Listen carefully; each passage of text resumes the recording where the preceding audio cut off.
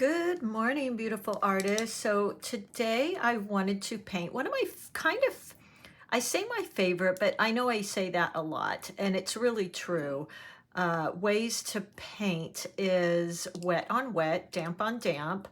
And one of my favorite things to paint every year, this time of year, is these beautiful fall oak leaves. I just think they're gorgeous.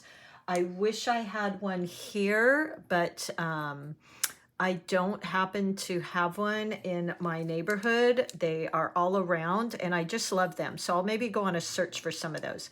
I've got my brushes here. By the way, you guys, I'm so excited. September 13th, we're going to have a live launch and they will be marked down $10 plus. If you join in on my live, you will get an additional 5% off. So you guys, if you are interested in these at all, please, I will update you on the time that I will be going live and grab them then, because what an amazing deal. I'm also going to be giving away, I haven't totally announced this yet, but a pink floral that I painted to one of you that orders. So I'm really excited about that, especially to share one of my paintings with you. So anyway, today for this leaf I want to do, I think I will use the 8 long round, which you know I love. And by the way, my brushes are real snappy. I think those are so much easier for beginners to use. I love a soft brush as well, but I made this set especially for beginners and floral painters. And the brushes are, look at that. They're quite snappy, so they hold a great tip. Also, look at the ombre, you guys. Ooh, so excited to share those. Okay, so that is, I could talk on and on about pretty art supplies. So let's get started. I'm going to show you how I draw a oak leaf or a maple leaf. I am using, because I did finally just order some more Artisto paper. Oh, here's a little kind of abstract landscape I want to share with you guys, but not today because I have to prepare that one. But while I'm waiting for my Artisto paper, which you know I absolutely love, love, love, because the paper is great for a student, and I'm looking for my pad right now. So I've only got a couple sheets left here, hoping to get my order in soon. If you don't want to listen to this supplies, just fast forward. I try to put a timestamp.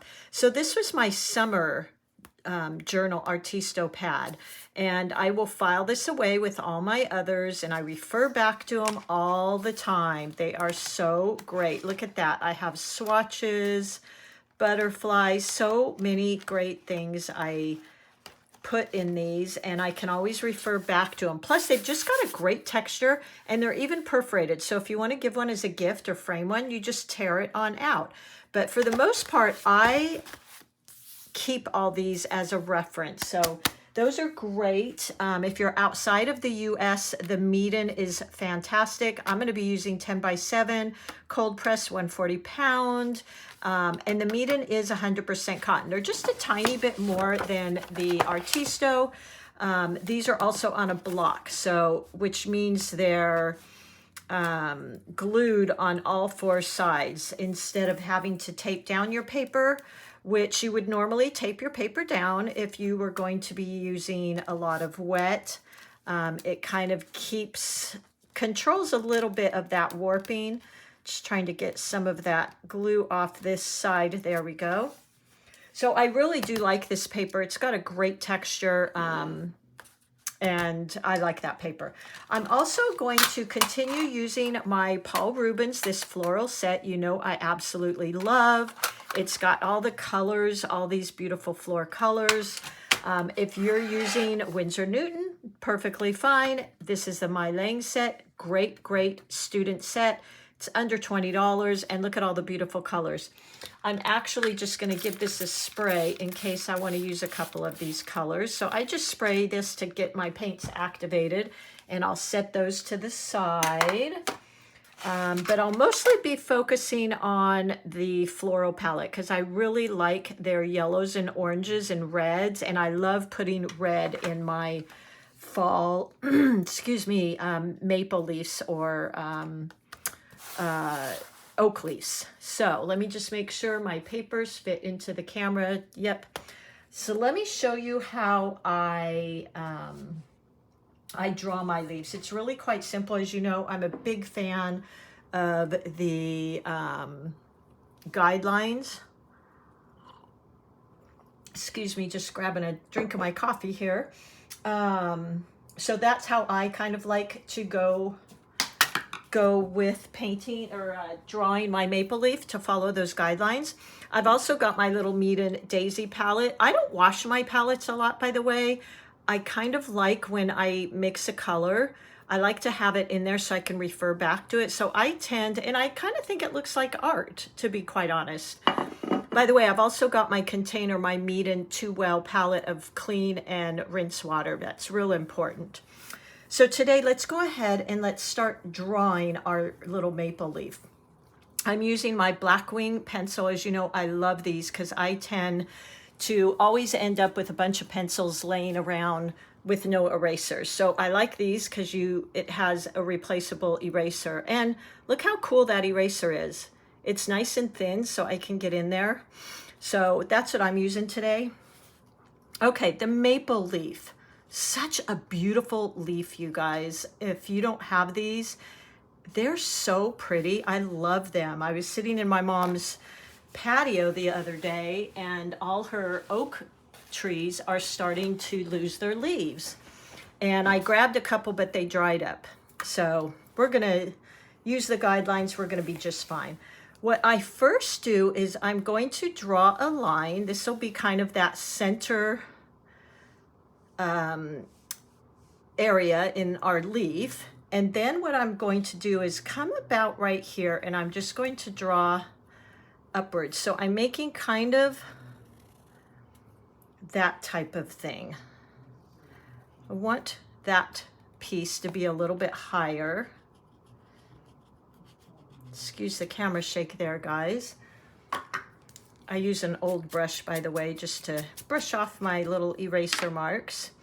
And then I'm going to also, let's see, let's go out here about like that. These will be a little bit shorter.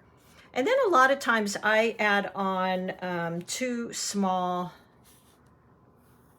areas of the leaf down here. So I've kind of got this spiral thing coming out here. Hopefully you can see that. And I'll make a tutorial for you out of this so you can get all this drawing and swatching and everything else. Which, by the way, let's swatch a bit. Hold on here. Let me find my swatching stuff. 1 second. You guys will crack up. I just organized my art space, and so now I can't find anything. Isn't that funny? I do much better when things are just laying around and I can grab. So this is that handy dandy little swatch circles that you guys introduced me to. I love it. And this just kind of gives me the opportunity to have an idea of which paints to grab. And it's kind of fun. And you guys seem to be enjoying this too, so I'm happy about that. I think the colors I'm going to go for are going to be, let's go for our kind of a sienna color. I think that's beautiful. And in the floral palette, the sienna is really, really light, you guys. And then some yellow ochre, which, be careful, as you can see, that's a really powerful color. But I think those 2 colors are so pretty together. Look at that. Doesn't that just give you this warm, cozy feeling? And then let's see, we'll use some green. So I want to use, they've got a beautiful hooker's green in here. So let's add that into the top. And so funny because I never really used Hooker's Green much. And ever since I got the Floral Palette by Paul Rubin, let me show you the cover, by the way. Isn't that pretty? You know me, I'm such an aesthetic, pretty person that I love when boxing and packaging and stuff is really pretty. Paul Rubens does a great job with that. And then maybe let's just add on a tiny bit of our olive green in there. And then maybe just a bit of that yellow green or tree green. We'll see. But I'm going to have them all here so they're accessible. There we go. So I've got 3 greens. Look how pretty those are. Then I want to put like an earthy color in there. So let's see. Let's see what this is. Yeah, I might have some of that around the edges. That's kind of like almost a Van Dyke brown. We'll put some of that around the edges, and maybe a lit, not pink. Let's get a tiny bit of the reddish. That will be pretty. I know it looks really bright here, but this will be really pretty to dot in here and there. And then what I might do is just mix these two, and let's see what color we get. So here's that red. I'll find a spot on my palette here. And then let's mix in a little bit of that brown. Ooh, that's pretty. So that might be a good color. Yeah. It's a little bit deeper. So this is why these swatches are so handy, because you can kind of play with these colors and get a feel for what you want. And then let's see, what other colors might we have in here? Maybe a tad bit of an orange. We'll put that on here. Just, you know, all these are going to be colors we'll play with. Maybe the cad yellow. I just want them available so I can see. And then if I decide to use them, I've got them here. So those are all, aren't those lovely? What we might end up doing too is, let me grab, these are all my MAB metallics. Maybe that, get that back in there. Maybe we'll use some of that. That could be pretty. So let's go ahead and activate them. Get them ready in case I want to grab those. And I think that could be really pretty. They're not quite ready here. I think that could be really pretty to highlight some areas of our leaf. Look at that.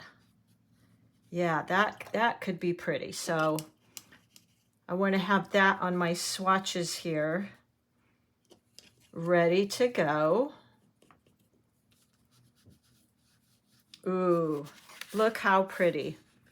Is that Scream Autumn or what? Love it. Okay, let's go back and start drawing that leaf. So we've got these guide points coming out, and you can just do a leaf like that. You don't have to have these 2 bottom ones, but I like to have those.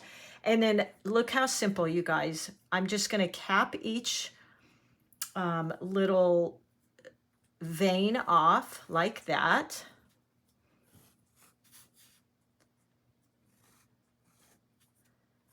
On every single one. There we go. So now we've got like these arrows coming out. How simple could this be, right? Now we just start creating that jaggedy edge that I wish I'm going to grab. I go to Mom's tomorrow. I'm going to grab a leaf from there and see if I can get it to make it back. But meanwhile, we just start creating that jaggedy little edge. Like this.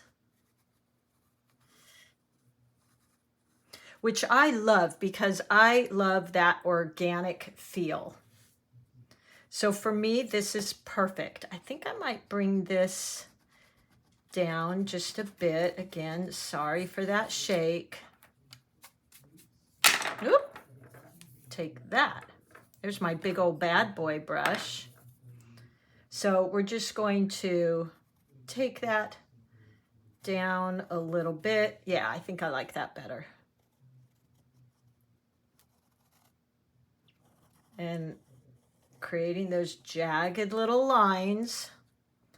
Again, just like our flowers, I like to kind of come up with what is, for me, identifiable, recognizable for an oak leaf. And this is, for me, that.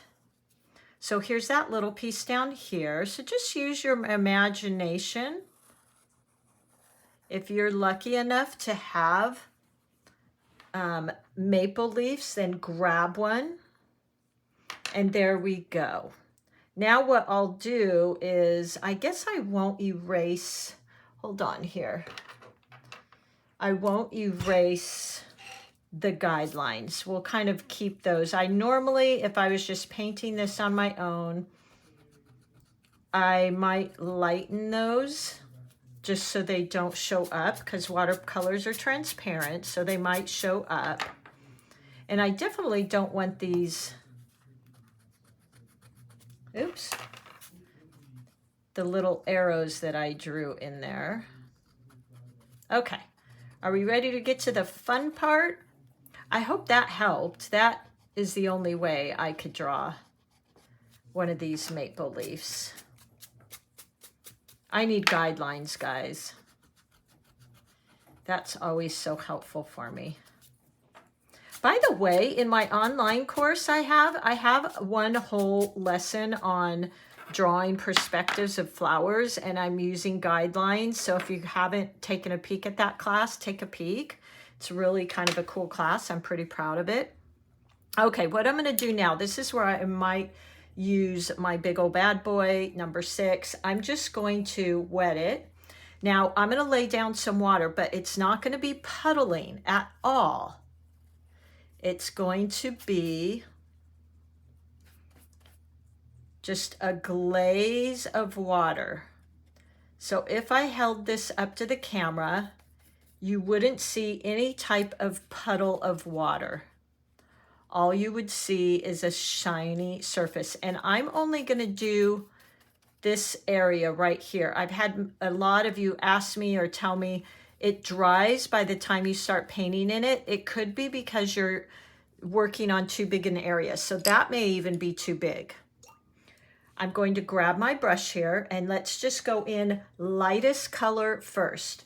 So we want to go in with maybe that yellow ochre, and I'm going to use about 80% water, 20% pigment. Tap, tap, tap. And I'm just going to kind of lay down a wash, only going not all the way to the edge of what I got wet, because I want it to have a soft line.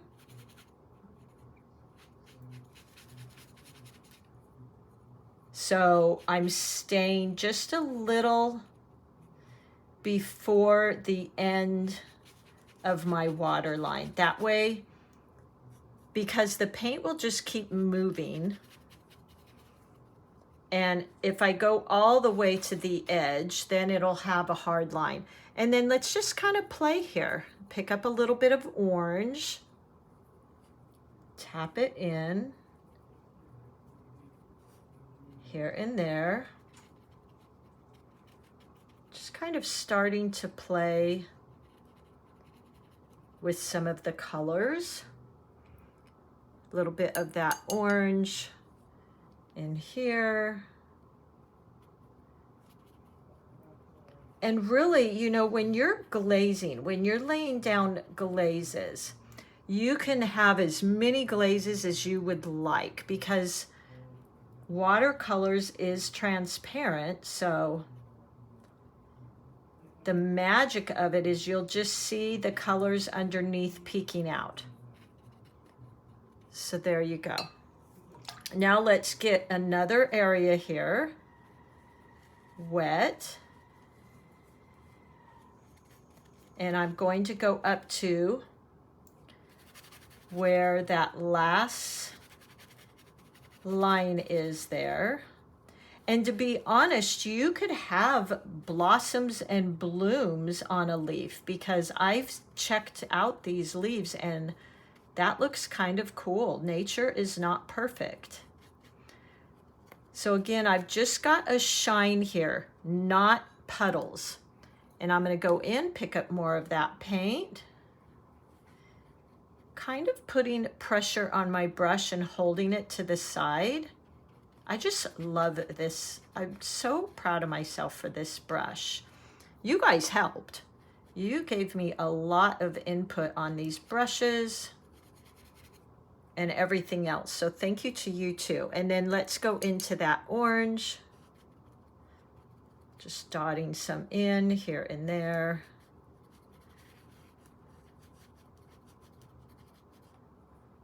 Look, I mean, I remember Bob Ross used to say, I was infatuated with him when I was a kid, infatuated with his painting, not him personally. And I remember him saying, because I thought it was kind of magical when I was little, he said, your brush has the art in it. You just need to grab your brush and let it out.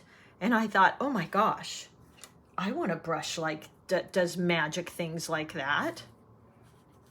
And here we are. I'm dotting in the paint and I'm letting it do its thing. I'm trusting it. And when we have fun like this, amazing things happen. Now, the other thing you could do too is, this is starting to dry a little bit more. I could go in and just dot in some water, and it will create these really cool, fun textures. See that? It works better once we get darker in color, but that's another great technique. And I especially like using that for my leaves. So I'm applying very light pressure, and I hold up by the crimping so I can have some good control. And this is another reason why I love these snappy brushes, because I can get that nice point, but yet it's still flexible. It's not like it's so stiff it doesn't absorb water and such. And that was a fine line for me to figure out. Craftimo was so patient with me with that. They would send me brushes and I was like, oh, it's not quite right. I'm so sorry, you know. So it was really a big learning experience for me. And look at how I left some spots in here that are very light. Now let's go into that orange. Just pick up a tiny bit of that and just hints of that here and there. And I really don't mind how it kind of explodes like that. I don't mind that here at all, because I know when I was looking at these leaves at my mom's, they have all these little dots and areas in them. There we go. Now, how about if we go in with a tiny bit of brown? Ooh, see that? Look at that. And if I don't want that creepy crawly spidery look, I just take my brush, make it a thirsty brush, and I can just move that around a bit. Maybe in the center there.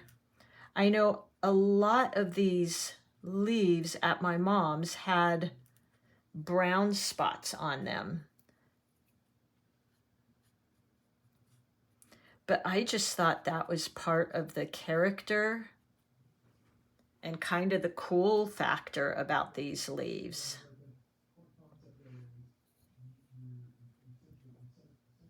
So I'm just dotting in here.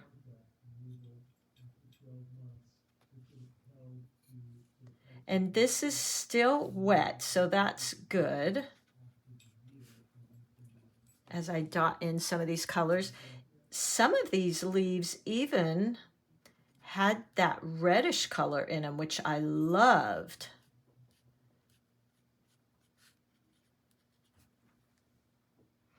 And again, if you don't like that spidery, creepy, crawly look, just soften it up with a damp brush. So look at how many colors we already have in here. Isn't that lovely? Let's try a little bit more of that orange. So I'm still working with, ooh, see, that's a pretty dark value. Tap, tap, tap.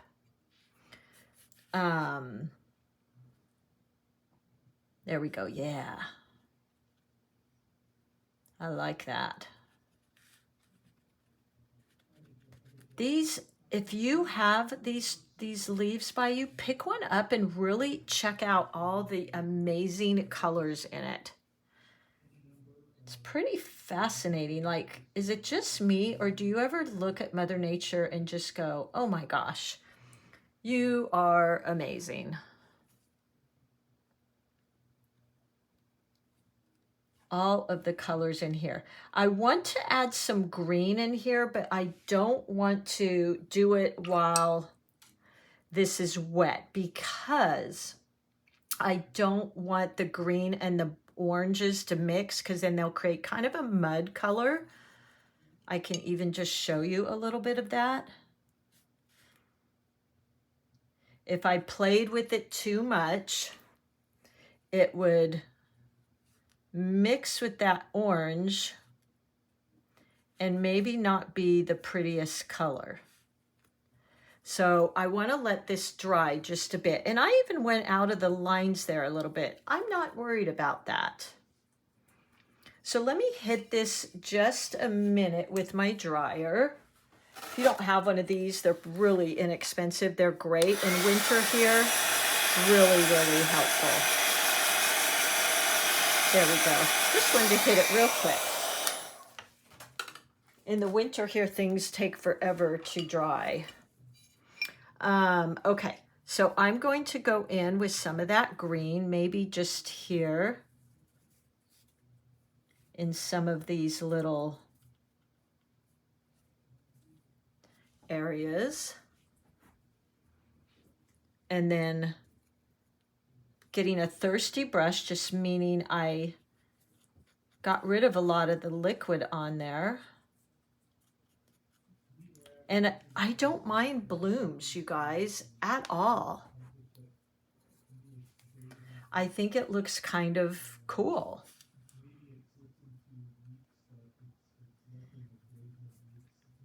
So I'm just continuing to tap in color. You can really, in watercolors, you could do as many layers as you want, but just be careful that you have a good knowledge of what colors you're mixing, because you could end up with, like I said, mud. And keeping your colors you're mixing in kind of light, because you can glaze and glaze and glaze and get all these wonderful colors. Or just glaze with the same color and you'd end up with darker values of that color. I think I might add a tiny bit of that gold, yellow ochre. Again, be kind of careful with that one. So I added some more water in there. Tap, tap, tap to get rid of the extra. And just dotting that in. Now see, this is dry, so this is not moving like the other areas.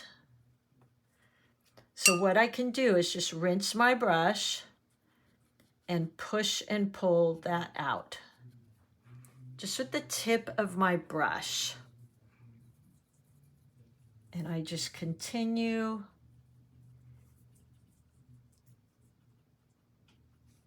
adding in colors. I just want as many colors as I can get in here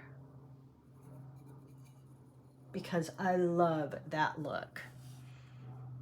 Maybe some in here. I know my mom's had lots of these like kind of like burn marks. The other thing I could do at this point would be, I don't even use this brush, but I could use this little angle. You could use a credit card, you could use whatever you want, and just scrape out this center vein. And look what it does. So because it's a little bit drier, it's going to, now that one's completely dry, so those may not work. But it just creates a fun pattern there. And then what I can do is, let me find my little brush here, dry it off, pick up some brown,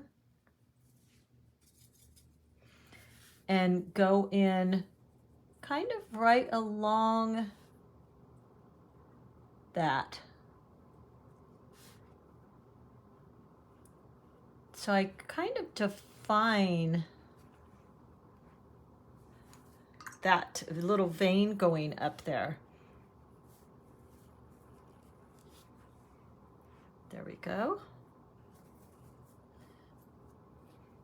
And then I want to add some color to the tip of there. So I just keep going in, I keep adding in my colors. Let's see, let's add in right here. I keep getting darker.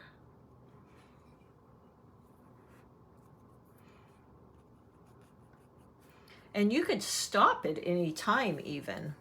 I feel like I want to make the base of this leaf a little darker. Let's grab some of that darker paint. I believe this is the Van Dyke Brown, which I love that color. It's a real deep, dark, yummy brown. And you can re-wet these areas too. So if that's too dark, I just go in and lift it up with my brush. And maybe the other side, I take a damp brush and just push and pull. Look at how beautifully that pulls that out. Take a tiny bit more.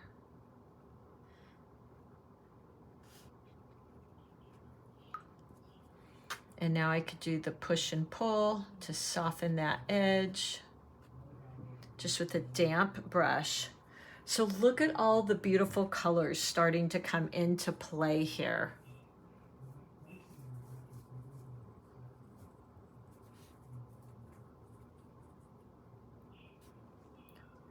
Really creating more and more interest. And anywhere it has started to dry, if I want to soften that line, I just rinse my brush, tap it off on a towel, and use just the tip to blend it out. Look at what a beautiful blend I get there.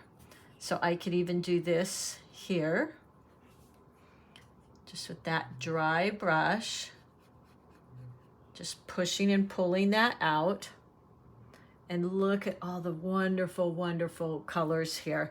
Now you could actually stop right here and be done, aside from we don't have a stem.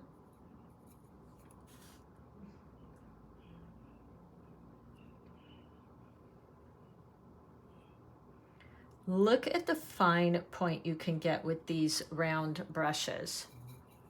That meant a lot to me. I really wanted to be able to get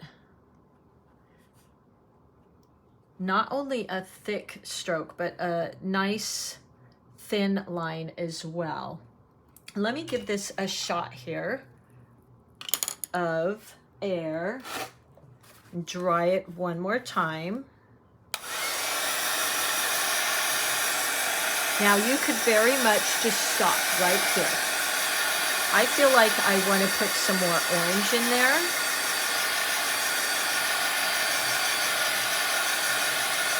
So I'm going to keep going. I can tell when it's dry because it'll kind of flatten out.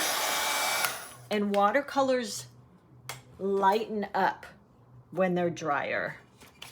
So now I'm going to go in wet on dry for the most part. It might be a little tiny bit damp. And just use some of that reddish color. I picked up that red color that we were looking at. And let's just go in here. And then what I'm going to do, because this is wet on dry, so now I'll rinse my brush, tap it off on a towel, so it's a thirsty brush. And I'll just go in there and lighten up that line. Just go right along the side of it with that thirsty brush. Do it again, rinse it. And look at it, just defined that vein. So I really like that look. And now while it's still a little wet, I'm even going in with some more color. So let's do that again. Let's pick up that dark red color and let's just maybe go along here. Just to create some interest around that vein. So this is wet on dry, and then I wash, rinse my brush, tap it off on a towel, and I go right along the edge. Look at that. Isn't that pretty? And it really made that pop out. Now maybe some of that red, because now this is a little bit wet.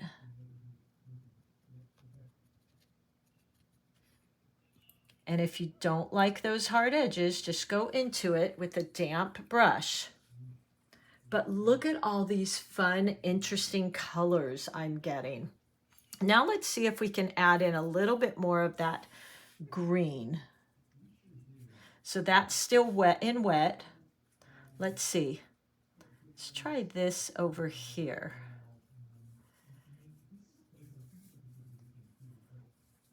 And then wash, rinse my brush, tap it off on a towel, and go right up to that. So look at all the fun, interesting colors we got going on here. I'm going to add some more of that brown.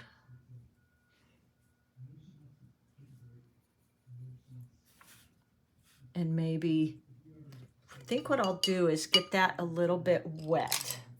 So I'm going to use my, just going to grab my filbert because it's here. So this is all dry, so I can get it wet, just a little damp.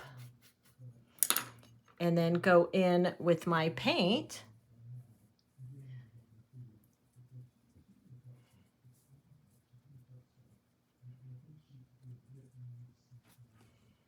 Yes, I love these colors of the leaves. This is still a little bit wet. Now, I don't even know if I really want to soften these lines because I kind of like how they're blotchy like that.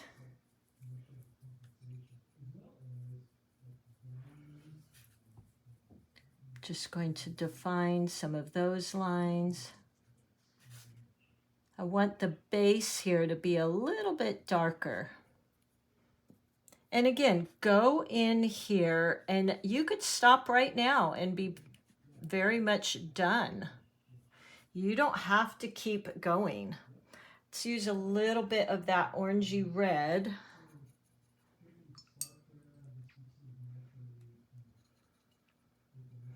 Don't want to go too dark.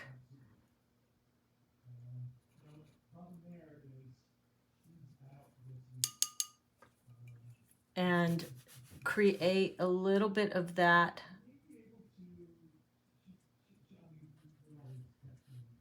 And now wash, rinse my brush, tap it off so it's thirsty. Make sure you get all that paint out of it and just go right along that line. And I'll keep rinsing my brush. There you go. So I'm kind of defining these veins a bit. Be right here. Wash, rinse my brush. Go right up next to those edges and pull it out. Maybe a little brown in there. Now that's wet on dry, because you can see there it's not moving. So wash, rinse my brush. Go up with a damp brush and pull it out.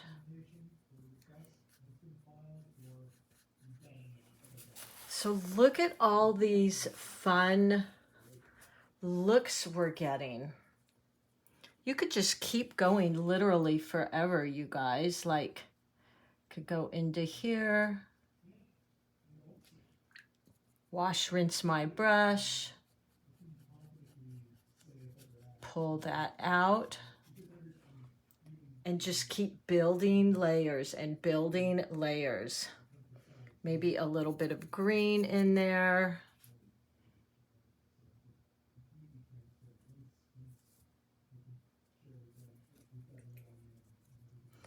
Just creating more and more interest. Some green.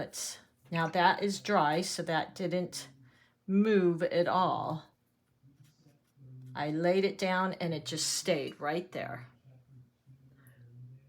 All right, well, I think I'm about done. I want to make sure and check all of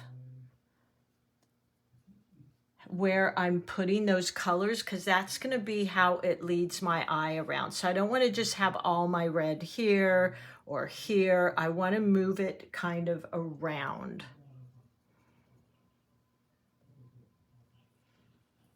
Oops, I meant to grab some brown there.